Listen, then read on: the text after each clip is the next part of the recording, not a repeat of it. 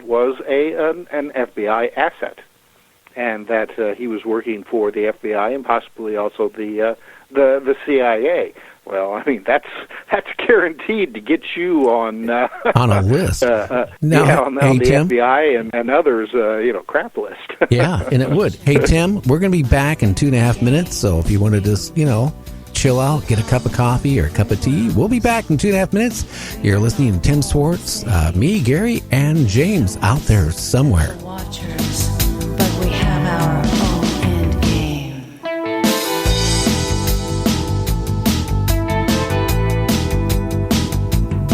Some came with high vibrations to straighten out a mess. Some came for domination in a cosmic game of chess. The final chapter's being written and the dice are being tossed. The game will come unbidden when the game is won or lost. You may know us as the Watchers, and we're watching over you. You may find the game is ancient. You might think the game is new. We come from different realms, and we are not all the same. You may know us as the Watchers, but we have our own end game.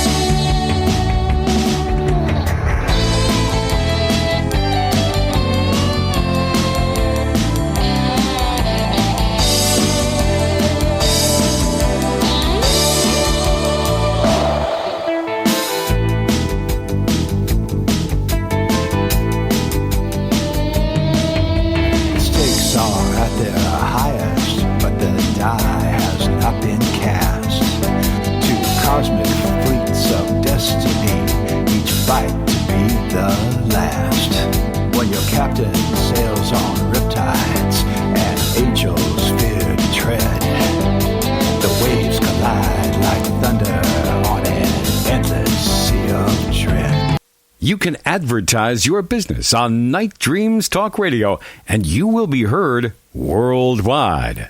Why not contact us at nightdreamstalkradio@gmail.com. If you would like to hear Night Dreams Talk Radio on your local radio station, let them know. Tell them to check out www.nightdreamstalkradio.com, and thank you. You're listening to my friend Gary Anderson on Night Dreams Talk Radio, the best in paranormal radio. Oh, yeah, we're back. And you know what, John, I'm not going to say I am the best. I'm not the worst. But, hey, I am on radio, so that is something. Hey, Tim, are you still here? Yes, I'm still here. Hell, you never can't get rid of me that easy. Well, with Skype, you never know. Hey, did you see in the news last night about Windows 10, the update is killing tens of millions of computers everywhere? I did see that. I didn't read too far into it because my main work computer, I still keep it on Windows 7. Well, you know what? I run 8 computers now to do this show. Between everything, 8 of them. And out of the 8, 2 of them are still Windows 7. The ones that are Windows 7, I never have a problem. Okay? I never do. It's the Windows 10. It's a crapshoot. You turn the computer on in the morning, and you never know what's going to happen when you turn it on. Hey, is it going to work? You don't know.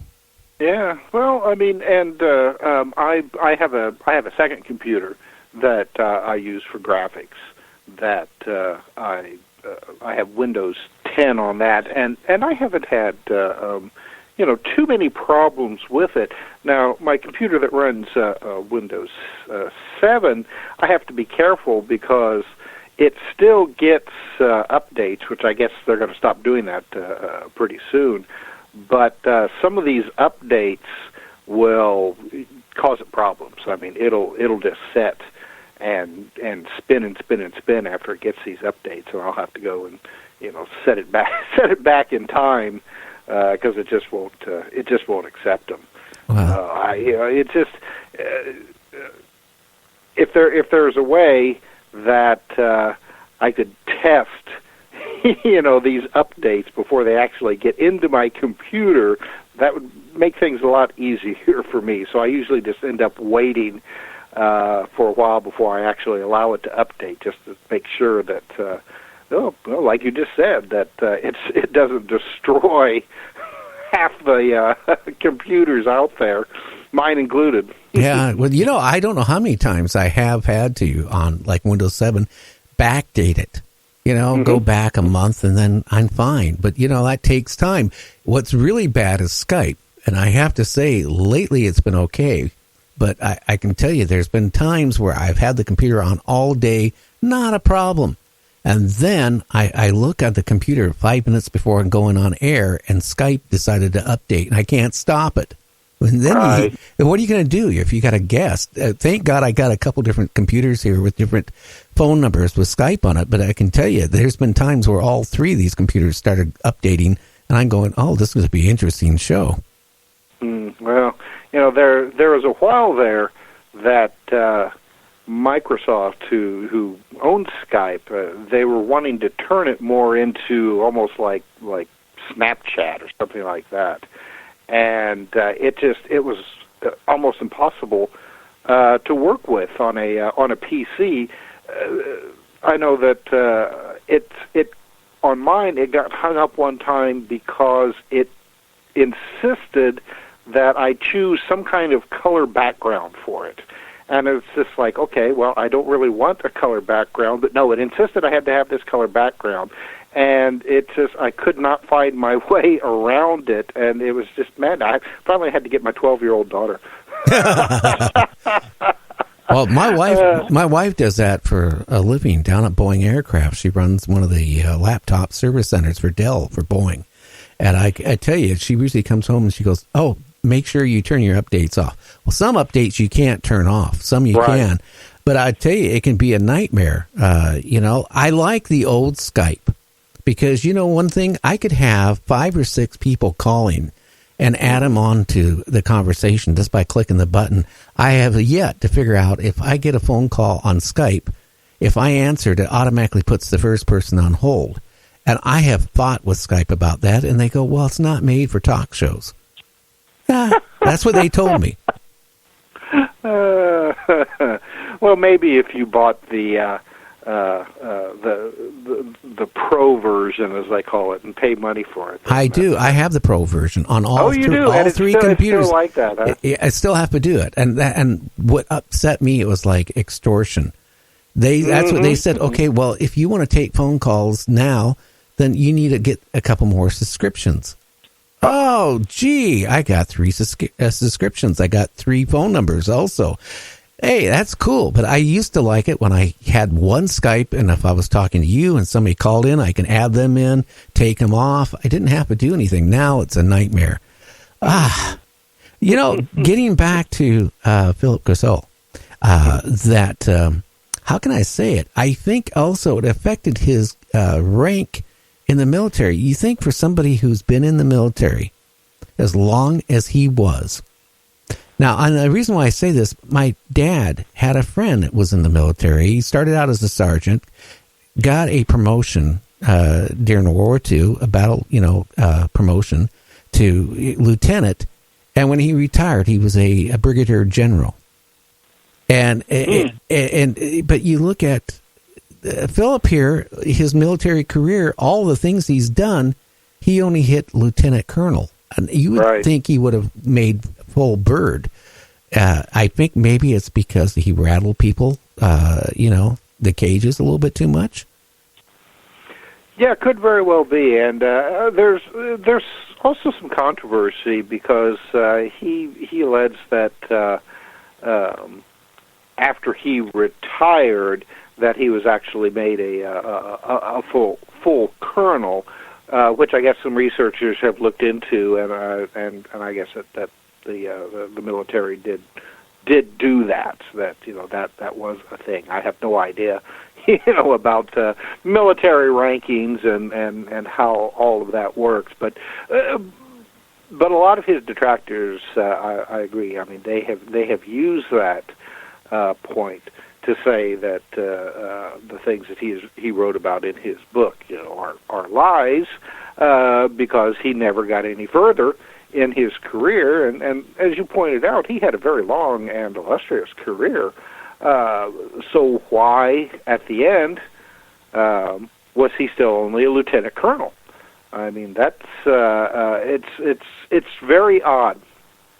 So I mean, there's been all kinds of different theories. One of them is, like you said, that through his career he did manage to rattle some cages, and naturally, when you do that, then you're taken down a few notches, or not allowed to go up any further notches. But I mean, Corso, during the Korean War, now he performed intelligence duties under MacArthur. Let's see, who was it? He worked for Lieutenant General Arthur Trudeau. I mean, he worked for Eisenhower. So I mean, this was the guy who, as the original title for his book was, I mean, he rubbed shoulders with giants. So it could very well be that here was a guy that did a lot of really great things, but he was,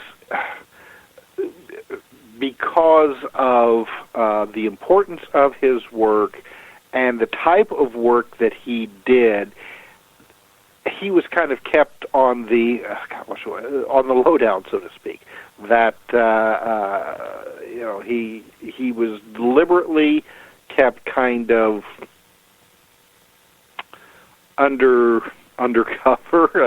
I'm kind of at a loss what I'm trying to say here, but he wasn't the type of person that they were going to go and bring out and put a lot of stars on his shoulders and put him on a desk. He was a lot more important than that, nor was he the type of person that they were going to go and put out on a battlefield somewhere either. So it could very well be that he was just way too important with his intelligence duties to make any further climbs up that ladder, and plus, as with anything else, it's all political.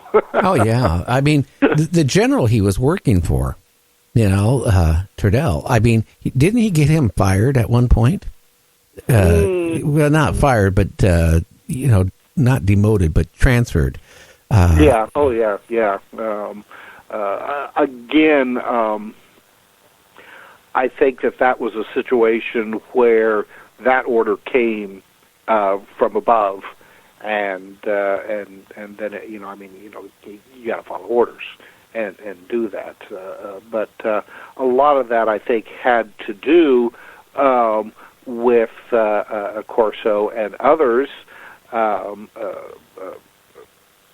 mean, they were very, very public about their wanting more investigations into prisoners of war, especially in starting with North Korea, but then later with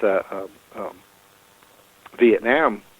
Prisoner of war and missing in action. Of course, Corso was no longer, he had retired at that point, but he still made it a point to get out there and stump for more, like congressional investigations into these affairs, because Corso felt that there was basically a conspiracy with the government and the military